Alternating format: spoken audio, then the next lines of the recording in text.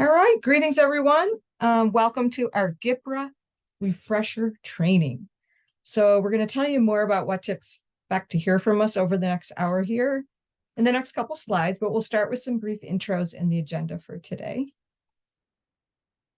So I'm here today. I'm Cheryl Winston, she, her pronouns. I lead the SOR treatment evaluation team, and I'm here with my colleagues, Kim and Nicole, and they are going to be co-presenting, co-facilitating with me today. Do you want to say a quick hello, Nicole and Kim?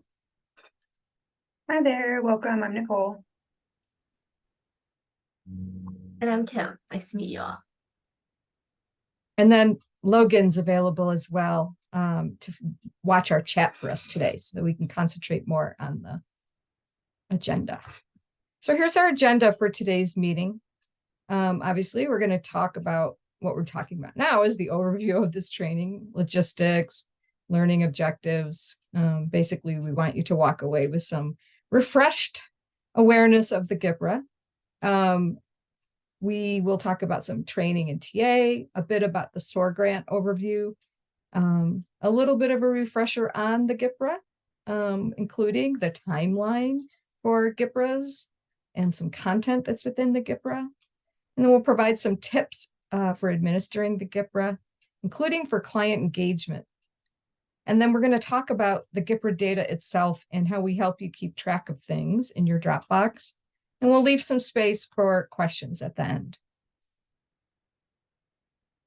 And we're going to start with Nicole, who's just going to introduce. I just wanted to preface this that this is a refresher training, a higher level training, and throughout you'll hear us mention some other trainings that we have that take a deeper dive into the world of the GPRA. So I'll hand it over to Nicole. Awesome. Thanks, Cheryl. All right, and let me get my slides. Awesome. So good morning, everyone. It's me, Nicole. So here we're going to talk about a brief overview introduction of Omni. Omni is a nonprofit social science consultancy, and we aim to inform action to accelerate positive social change. We believe in the power of data to inspire individuals to support impact in their organizations. Our clients are change makers like you who are working in government agencies and social enterprises to make a difference in their communities. And here's a little overview of the training that we're going to do today. This is a refresher training, as Cheryl mentioned. So we will spend less time going through the specifics of how to administrate the GPRA. And please feel free to stop us at any time throughout the training with questions, either verbally or in the chat box. If we can't get to all the questions because of time, we'll keep track of these questions and we'll respond after the training. Again, Logan is here and she's watching the chat box, so please leave any questions that you need to in there as well. All right, so here are our objectives for the day. After the session, we hope that you will leave with an understanding of the goals of the SOR grants and your role in meeting them as well. One is understanding what the GPRA is and its relationship to the grants, having a more confidence in administrating the GPRA with clients, and knowing where to get TA support on the GPRA administration and your workflow. If you feel at the end of this training that you might need a more in-depth training, we highly recommend that you watch some of our full intake training that we have on our website as well. Now let's get more into the training and the technical assistance. And first, let's talk about Omni's role versus your role. Omni is responsible for GPRA management and reporting. So we develop processes to track GPRA data and report it to SAMHSA. We're also responsible for offering training and technical assistance on GPRA administration to agencies. This can be done through webinars or reminders about follow-up surveys, as well as providing various support and resources as you collect your GPRA data. And now let's talk about your role. These responsibilities include administrating the GPRA to all eligible clients that should complete the GPRA, which are clients receiving SOR-funded services. Next, this also includes completing the quarterly online survey. Your main treatment or recovery contacts at your agencies should complete a quarterly survey that Omni sends out. These reports are shared back with the agencies and also are used for annual reporting. And lastly, utilizing GPRA data to support your work. The data will help you learn more about your client's story to collect key services they might need to get well and transition into recovery.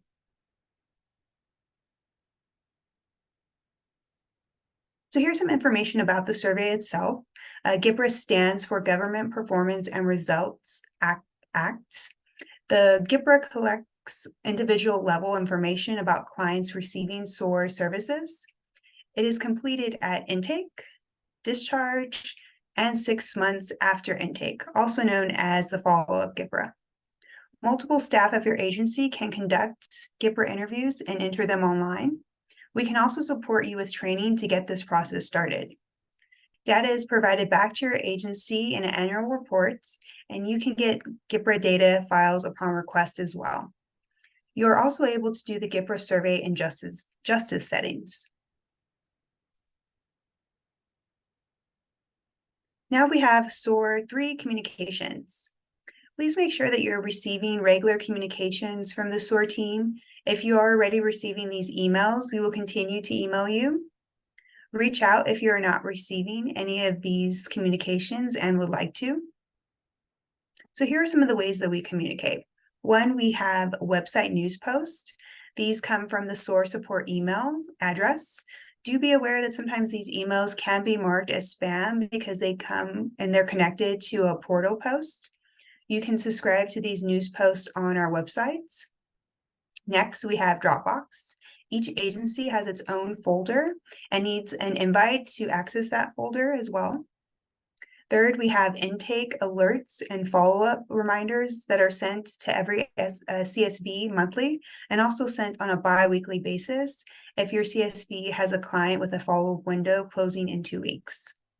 This is based on our contact list, so please email us if you would like to be added to that list.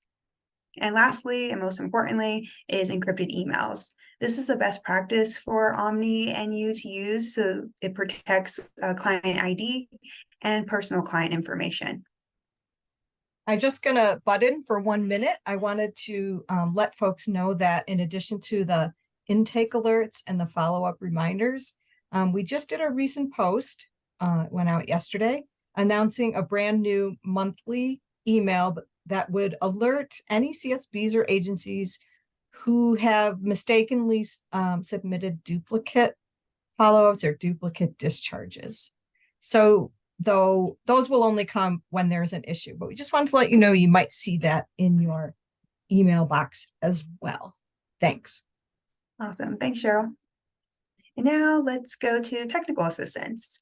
Some of the ways that we can support you through technical assistance is one-to-one TA. For example, answering any GPRA questions, assisting with staff changes on your side, for instance, adding staff to your CSB Dropbox folder. You can also fill out the request TA form if you're requesting training for someone new to your team, and we can send them individual orientation material and get them added to all the right communication lists. We are here for anything you need, so please don't feel like there's silly questions or that there's too much of technical assistance. There can never be too much. There is also a request TA option on the homepage of our website, including a drop-down option in the request TA form on the website to request an encrypted email. This option is under what kind of TA are you seeking? And we'll go to the next slide. Thank you. And here you'll see a very large list of all the resources you have that we have, and you can see there's many resources, and this can all be found on our website. So please, when you have time, take a moment and look around our website, kind of get familiar with it. And here is our website. Again, it's virginiasorsupport.org. This is what it looks like when you open it up, and please feel free to use that TA request form option on the website to reach us.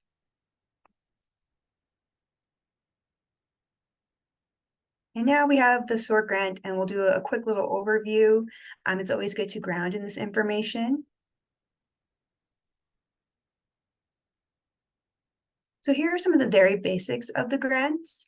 Funds are awarded for opioid and stimulant use disorder treatments. Remember that this includes services you provide and staff who are funded with the grant to provide treatment. DBHDS approved your plan and budget for these services. GPRA data collection is required for individuals receiving services who consent to it.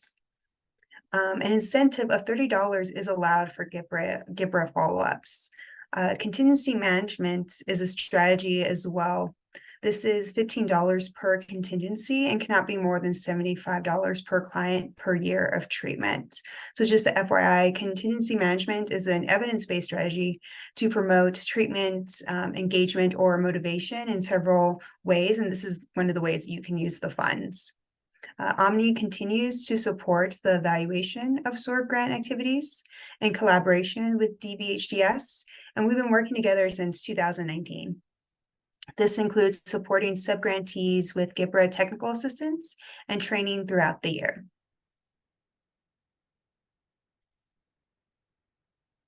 The goal of the SOR grant is to implement strategies to improve access to treatment services and to provide a total of 3,000 people who are diagnosed with opioid use disorder or stimulant use disorder with MOUD, which is medication for opioid use disorder, and other treatment services over 2 years. That's 1,500 per year for the grants. And here's a SOR grant timeline. SOR uses the fiscal year as opposed to the state or localized fiscal year calendar, which may be different from what you normally see. The timeline shows that we started working together again in June of 2019. It also shows some of the changes that have occurred since we started in SOR 1. For this current grant period that we're in, there is a continued emphasis on clients with opioid use disorder as well as stimulus use disorder.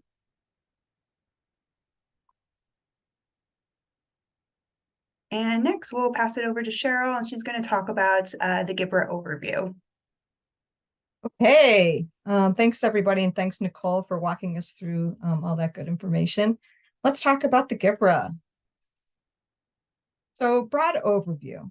The GPRA survey is essentially the same. It's an online survey, paper survey, and it's the same at these 3 different time points that you see here on the slide, with slight variations in the tool at the time points. So we're going to go into a little bit more in depth on what these differences are, but the important thing for now is to know that there are 3 different time points for the GPRA, and you should plan to do all 3 of these with every client.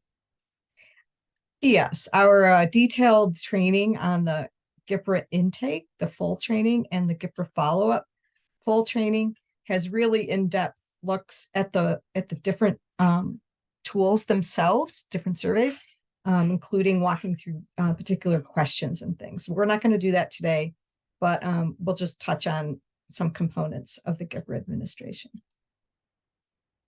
So which clients should receive the GPRA? So clients that are receiving services funded by the SOR grant should conduct a GPRA. Depending on your agency or CSB, the funding can be used for clients that have an opioid use disorder or a stimulant use disorder. And services for these clients can include things like treatment services, wraparound services, case management on an outpatient basis, recovery housing, but it cannot be used to pay for rent or evictions or deposits, MOUD or MAT, as some of us still may know it, mobile crisis, peer services, etc. And this slide does make a point at the end that there has been some confusion on in the past, but clients do not necessarily have to have an opioid use disorder or stimulant use disorder diagnosis to be GPRA'd. If you are a staff person who's funded using those SOR funds, those clients are potentially eligible for the GPRA as well. As for justice populations, so clients receiving SOR-funded services in specialized programs in the justice setting should complete a GPRA, if possible.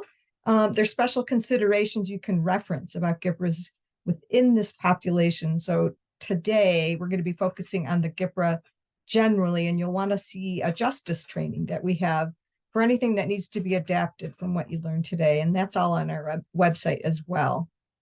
So note that we consider justice involved clients as those in specialized programs receiving services from your CSB in the justice setting, not necessarily one-off clients involved with the justice setting, like on parole or something. It's important to capture data from folks in the setting, justice setting, but there is a heightened need and necessity for a non-coercive environment and other protections to ensure that this more vulnerable population is protected. And there's a separate consent form that specifically connects to folks in the justice setting. You can see the screenshot on the right is our links that you'd find on our website to some of those justice resources. All right, now I'm going to walk you through a series of slides to remind you of the time points that the intake GPRA and the follow-up GPRA and the discharge GPRA should be completed. So when is the GPRA completed? An intake should be completed right after a client begins treatment services funded by the grant, as close to that start time as possible. There's not a hard, fast rule, but as close to that start time as possible is preferable. We call the time frame that a client can receive a follow-up GPRA the follow-up window. You can see that in the upper right.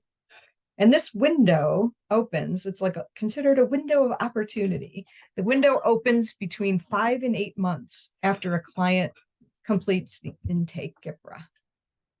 A discharge GPRA is given to a client after they've been discharged from treatment services funded by the grant. So the timing might vary with that. So it could happen anywhere from a month after service starts to all the way, past the follow-up window.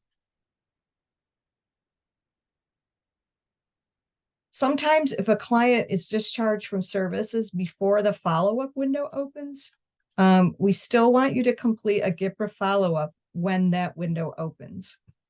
Even if a client discharges before a follow-up is completed, we still want everyone to collect all 3 data points: intake, follow-up, discharge, or intake, discharge, follow-up in the case of this slide, for all the clients who receive that funding and are GPRA'd. Outreach to clients to keep track of them should happen on multiple occasions, starting with your intake, really, laying out the fact that you're going to be reaching out for a follow-up in 6 months. And then, as I mentioned before, completion of the follow-up GPRA needs to occur during those specified open windows. And we're going to tell you a little bit more on how to keep track of that for your workflows. And again, this just reiterates the point I mentioned. If the client is discharged before, it's still required to do a follow-up when the window opens.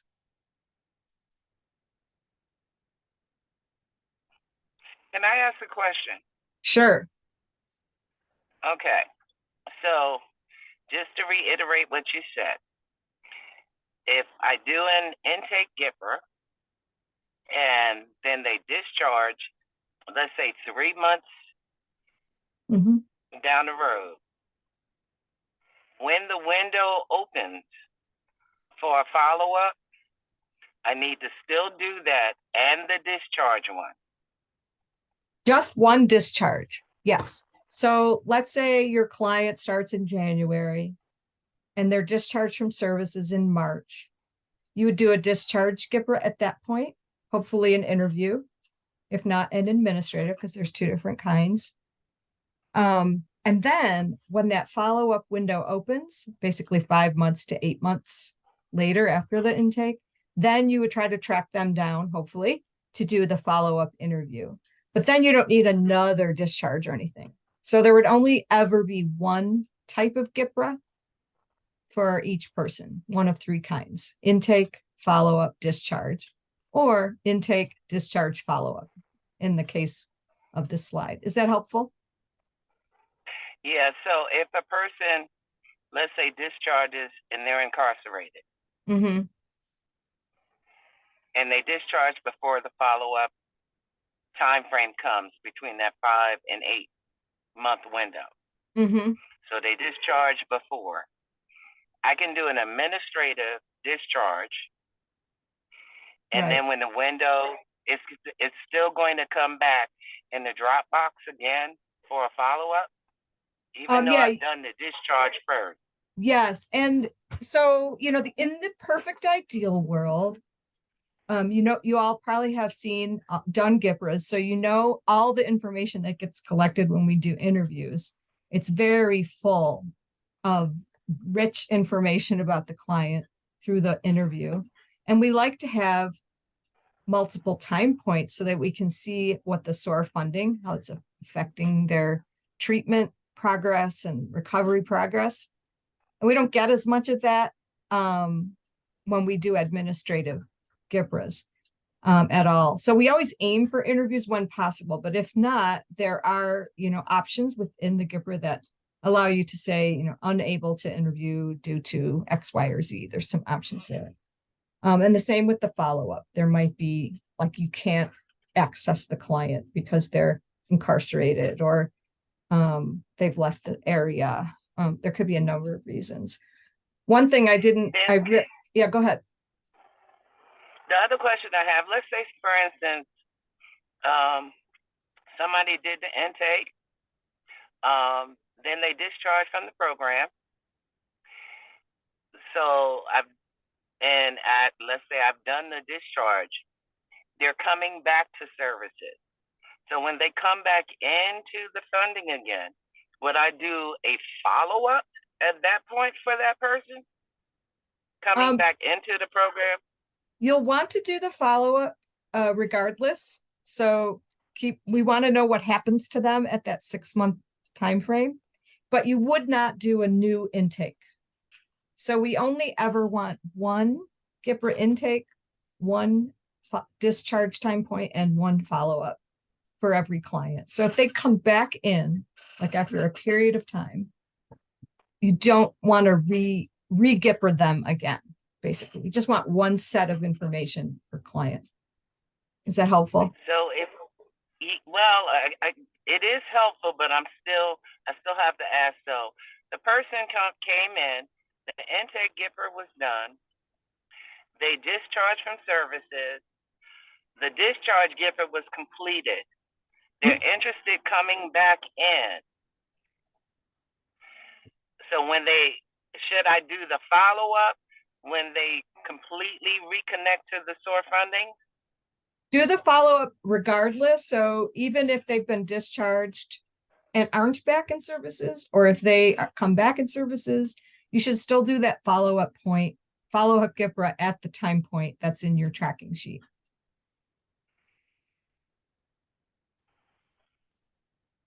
So that's how that works. So you'll always want to do a follow-up no matter where the person is, basically. And then I wanted to also mention that SAMHSA, when I was talking about administrative or interview GPRA, SAMHSA's requirement is that 80% of follow-ups should be interview GPRAs. And so that's always our goal. It's a high bar to meet, but that's why we offer a lot of TA. And then as we go into our training here, we'll show you some mechanisms where you can keep track of how y'all are doing. And then we may offer some TA if we're seeing your interview follow-up rates are low. We might offer some tools and tips, which we're going to actually do in these next few slides. So let's kind of move along here. All right, so how is the GPRA completed? So the client completes the GPRA with you with a staff member or a peer, if they're trained, on an interview. The client can't complete the GPRA on their own. So we get asked this once in a while, can I just give them the paper survey and have them fill it out? And the answer is no, they need to be, it must be conducted by interview. And they should never personally complete it on their own, but you could do it in person, or you can do it by telephone or online platform that your CSB uses. And the GPRA can be administered by any staff at your agency. Just knowing that the tool itself contains some sensitive, more personal questions. It's changed a lot from the prior years to remove a couple of those things, but there still are, it's sensitive information. So someone who feels comfortable asking and is prepared to ask and receive answers. And then the administrator of the GPRA should participate in or watch a recording of our training, that intake one. Whoever's going to start to do this stuff will really want to take a deeper dive than this training to learn about the tool. And then when you're sitting down with your client or on the phone or on Zoom, you can record responses directly into this online system. We have a link on our website that takes you right to it. It's a survey platform called Qualtrics. Or you can record onto the paper survey.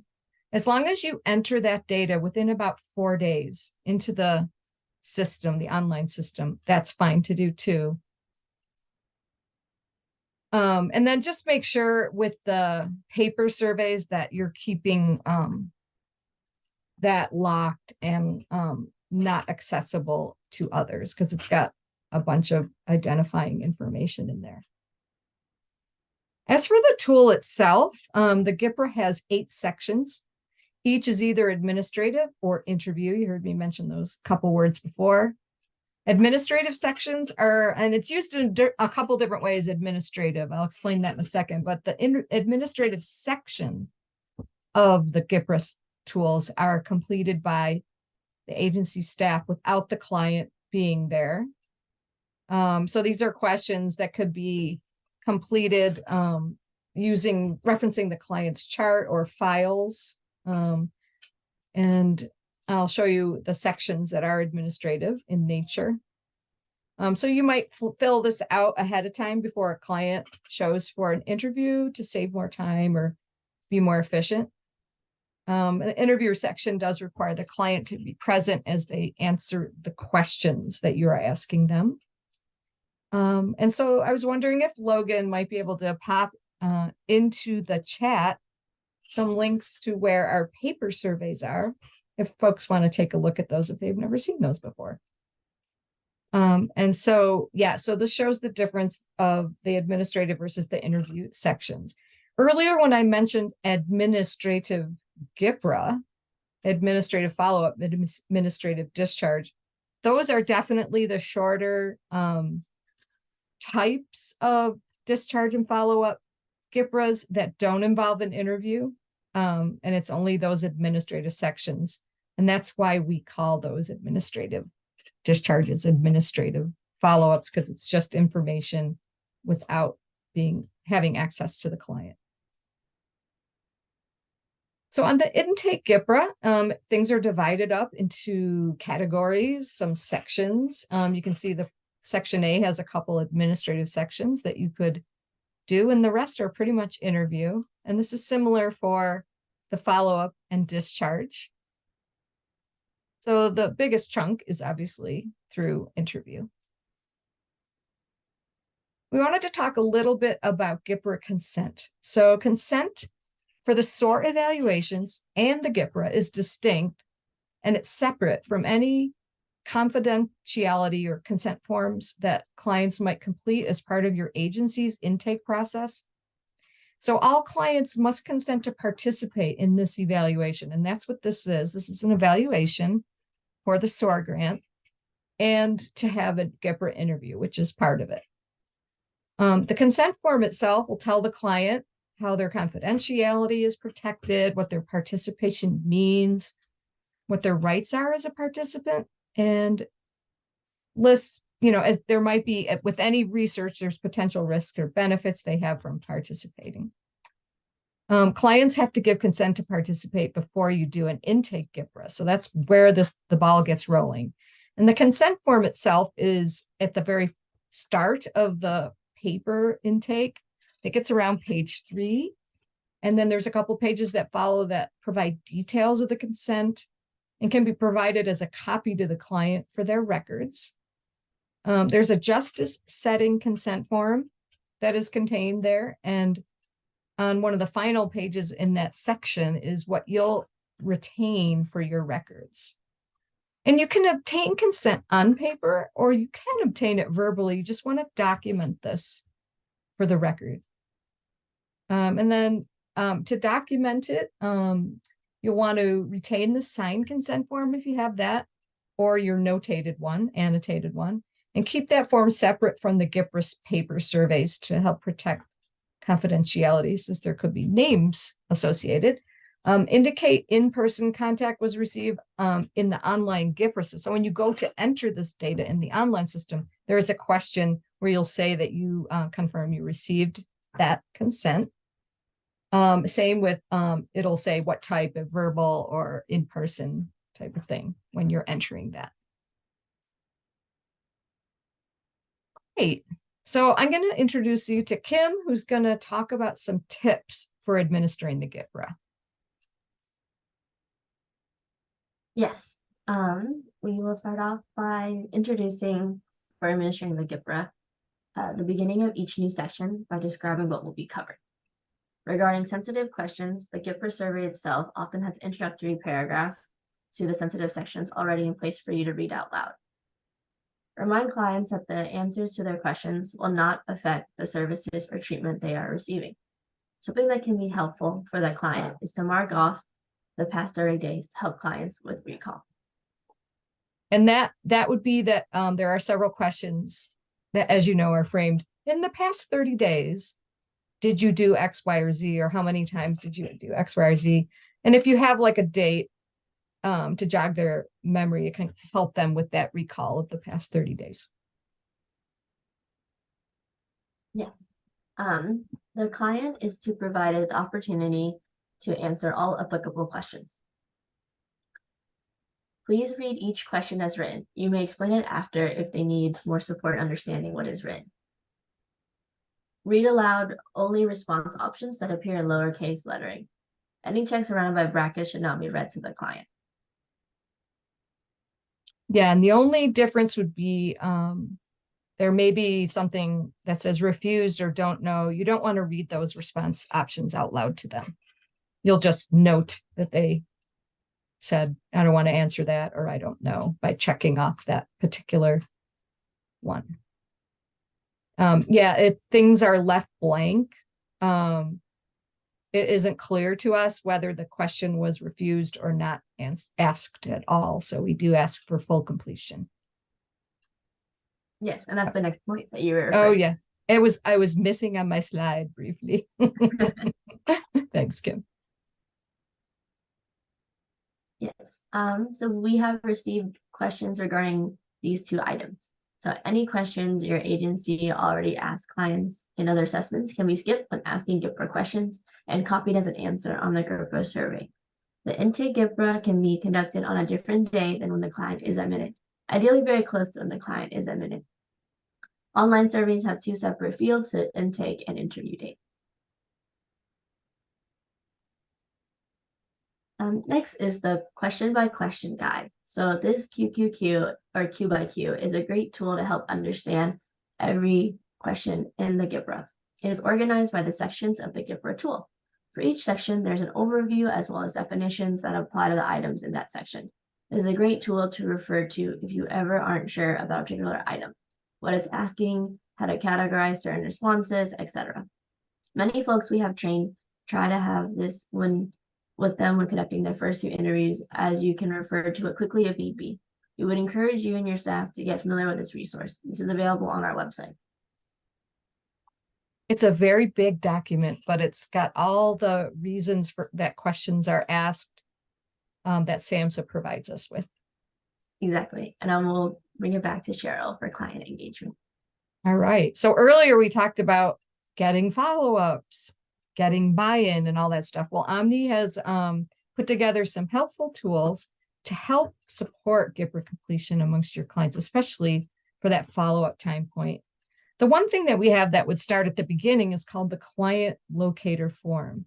So this is available on the website in the Resources tab called GPRA Administration. It's a Word document, actually, that you can download and you can print, or you can actually, make a copy and type into it as a Word document. Here's a sample screenshot of what the form looks like on the right, but it helps you to stay connected to clients through their treatment process. As we mentioned, it's completed at intake and stored safely by your agency. And then it helps to obtain accurate contact information if you're going to be providing follow-up GPRA gift cards and to get in touch with folks for those follow-up time points. And this is an optional resource for your agency or CSB. This is not required by the grant. This is just something that agencies have found useful. So that locator form that I was just mentioning, it collects these different pieces of information on the left, names or nicknames, birth date, and such, all the way down. It also gives you an opportunity to collect some information on other contacts that might be able to track down your client if you're having difficulty. So friends, family, or sponsor, a mentor maybe, or a peer. It might note caseworker or other folks in the religious community or clinic staff, doctor or such, who they're connected with. And then in the terms of justice settings, maybe probation or parole officer. These aren't required at all, but if you were to collect these additional contacts, you'd want to be sure to get permission from the client. Obviously, you'd have to get that information from them, but to be able to contact these folks to kind of like find out where you might be or find out a way to get in touch with them down the road. Make sure your client knows that you get permission to reach out to these folks if needed. And here are some points that you might want, that you might make to help support the client's buy-in or their engagement when doing GPRAs. Like, why do I want to do these things? We're going to highlight a couple of these here. So as Nicole mentioned earlier, the SOR grant allows for a $30 gift card to be provided at the follow-up time point. Nicole also mentioned that through contingency management, some of those funds can be used in $15 increments to kind of incentivize the intake GPRA or a follow-up GPRA, but you can't spend more than $75 worth of value in the year. GPRA itself, it's sort of a benchmark for client progress, and it might be kind of interesting for them to know that you can look at change over time, especially with some of the indicators that are on the GPRA, like the BARC 10, their recovery capital, and see how their recovery journey and their treatment journey are unfolding. So you get to that follow-up time point. By participating in the evaluation, this is an opportunity for clients to contribute to learning more about how to improve programming, increasing likelihood for future funding and services for in-treatment and recovery. And then we also have, to build that engagement and trust, an information sheet infographic I'll show you. This is called the Client Engagement Sheet. And this is located in the SOR website, of course, in the Resources tab. We've heard that agencies are able to increase participation buy-in and have a better chance of getting a follow-up interview when their clients have a better understanding of the purpose of the GPRA and the evaluation. Yes, we have the consent form that they'll sign, but there's a lot of language in that, and this is just a more direct client-facing tool to support it. We encourage you to share this with your clients when you're doing the intake. It covers things like, what's the GPRA? Why have I been asked to do this? Who's going to complete this? What am I asked to do? And why should I do a follow-up GPRA? And you can see some of the, a screenshot of some of the content of that engagement sheet. So we get lots of questions about incentives. We talked about this a couple times. I'm just showing this slide once again about the gift card scenario on the left there. Just mentioned that. The purchase of these cards are managed and by you all, distributed by CSBs and agencies. And again, the contingency management, it's per your agency policy. As Nicole mentioned, contingency management is really a formal term it's an evidence-based practice to incentivize engagement, components of treatment. It's one of the 4 main ways for providing stimulant disorder treatment, evidence-based practice. So it does allow contingency management per the grant wording. And if you're doing it, it should be built into your CSB's SOR budget, and you'd be able to find that out. Sometimes these contingency management, if used to incentivize the GPRA, can be doled out in a mix, like gift cards, like to grocery stores, or gas cards, bus passes. You just can't give cash, or like a cash-like gift, like a Visa cash card or something. For justice settings, so justice involved clients can't receive gift cards or contingency management funds while they're in the justice setting. So Kim's going to tell us a little bit more about how to keep track of all those GPRAs in the windows and all that good stuff. Great. So note that we have a separate record training for the follow-up and discharge GPRA to fully cover all specifics of these GPRAs. But I'll cover the basics of tracking to support the follow-up and discharge GPRA for now, so folks are ready and can start planning for this. So how do we track all of this? To keep track of everything, Omni shares a Dropbox folder with you that is specific to your agency, securely shared with only folks at your agency. This Dropbox folder will have tracking sheets that are updated on a weekly basis to track all complete intake GPRA information and to tell you when follow-ups need to be started. This is what the Dropbox folder will look like. Each week, a new tracking sheet will be inputted that contains all clients that have completed intake GPRA. These sheets will be deleted eventually, but you can absolutely download them. Omni will be responsible for updating this document, and you are responsible for using this information to inform your tracking and follow-up efforts. Please reach out to the TA team if you have any questions about accessing Dropbox or would like to add other staff members to your team's Dropbox. What information is on the tracking sheets? So here's what the tracking sheet will look like. So far, there's only 2 rows of data, but each row contains all data for one client. So I'll just go through the animations to explain what each of the rows contain, or the columns contain. So first will be the client's ID number. Next, there'll be a yes or no to inform whether the client is just as involved. Next is the intake GPRA date. And then there'll be a date when the follow-up window opens. So this will be 5 months after the intake. Then there will be a date when the follow-up window closes, which is 8 months after the intake. This one will then show if the follow-up window is upcoming, open, closed, or completed. So this will be the status. And then there'll be a follow-up GPRA that'll let you know if it's completed or not. Next is the discharge GPRA is completed or not as well. So I'll say yes or no. And then there'll be this one about whether an interview or administrative discharge GPRA was completed.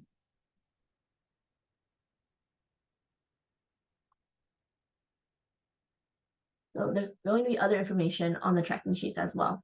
On the top left side, you'll see your CSB or agency's name, the date of the sheet you're looking at, and the number of intakes at your site so far, along with intake target and the number of months remaining in the fiscal year. You'll also see a number of clients with opening follow-up windows and number of clients with windows closing in the next 2 weeks.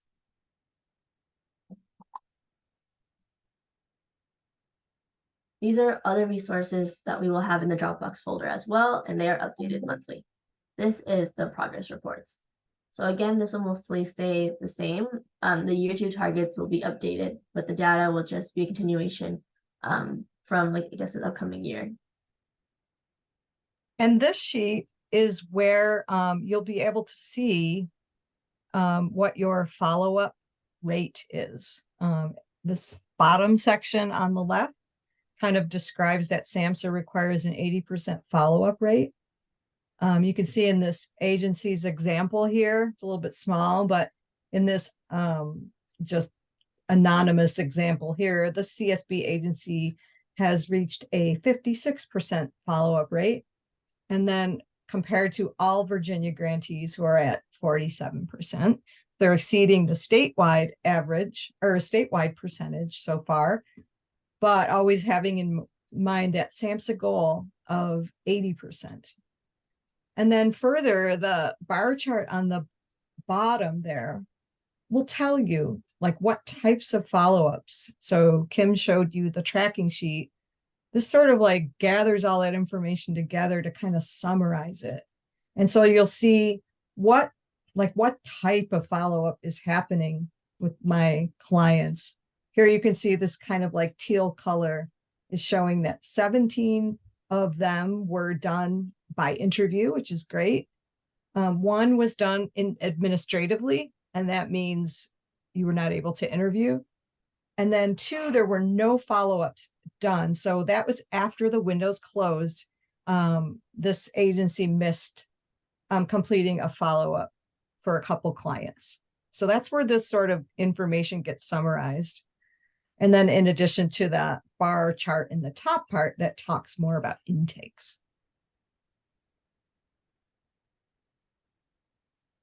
So this next site will let you know about revisions and retakes.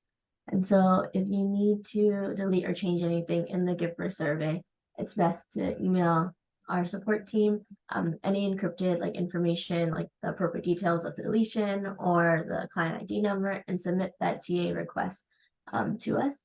So the TA team will make the change within the data. And then you need to reopen a GPRA survey. Email our team as well with the appropriate details of the GPRA survey, and the TA team will provide a link to reopen the GPRA survey. So you can always use the website's TA request form, or you can always email us as well.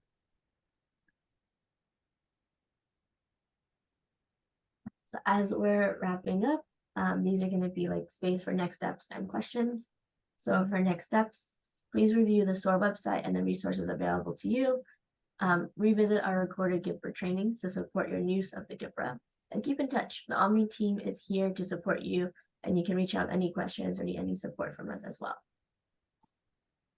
Now, anyone have any questions before we wrap up? I have another question.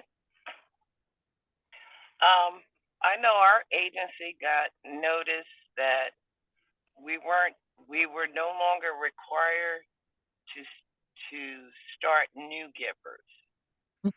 So once the ones that are in there have gotten completed, what will happen next? Will we be done with them? More or less, yes. So what's your agency? Is that Tracy? Yes, it is. It's Prince William County. Okay. Yeah, they So the ones that we're working on still for follow-ups and discharge, once those have been completed, then you guys will have all of the survey information that you need to present it to SAMHSA. That's okay. right. Yeah. Anyone else? There is a question in the chat, and it says, what does quote unquote require mean when you say SAMHSA requires 80% for follow-up windows?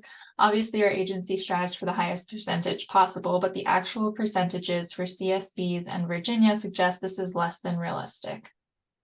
Yes. So when we use the required term, I'm going to put that in some quotes. That is their requirement as part of the funding, but I don't think there's a penalty to not reaching that goal, which is very challenging. But some folks do manage to reach that benchmark.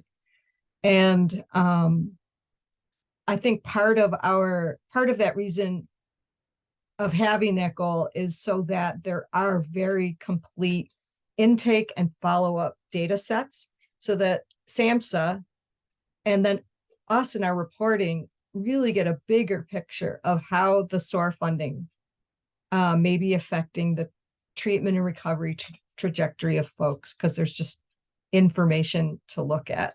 And we are working on an annual report right now for the state, and we'll be producing CSB level reports this year as well. I think it's a high goal that some are able to meet. And I think our TA team, through some of these tools, we have a document on our resources, which is called Tips and Best Practices. A couple of years ago, we had a community forum with CSB, so it was more brainstorming. And we asked folks who had very good completion percentage rates to share, how are you doing that? How are you able to get like in the 80% range? And so they were able to share a lot of tips that they use. And we compiled that into the tips and best practices, as well as coming up with the engagement sheet for clients. And everyone's doing their very best to try to make it happen, and it doesn't always come together that way. But we try to do our due diligence and put those things in place to help support you in striving for that SAMHSA required goal. If that's a wordy answer to a simple question, but hope that helps clarify a little bit.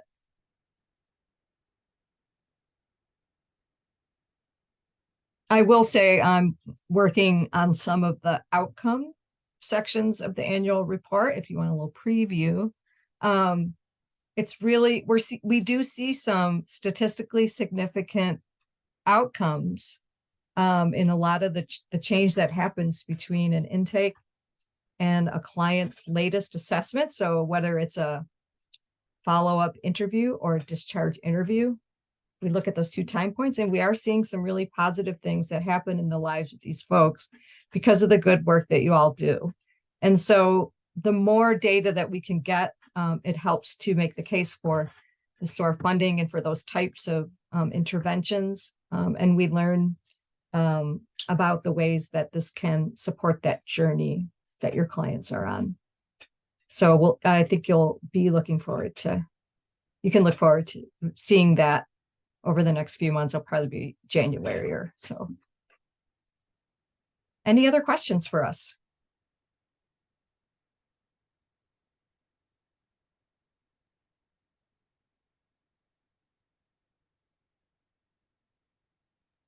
Well, we thank everyone for your time to meet with us today and to be at this presentation. And if you have any questions, again, please email our support team.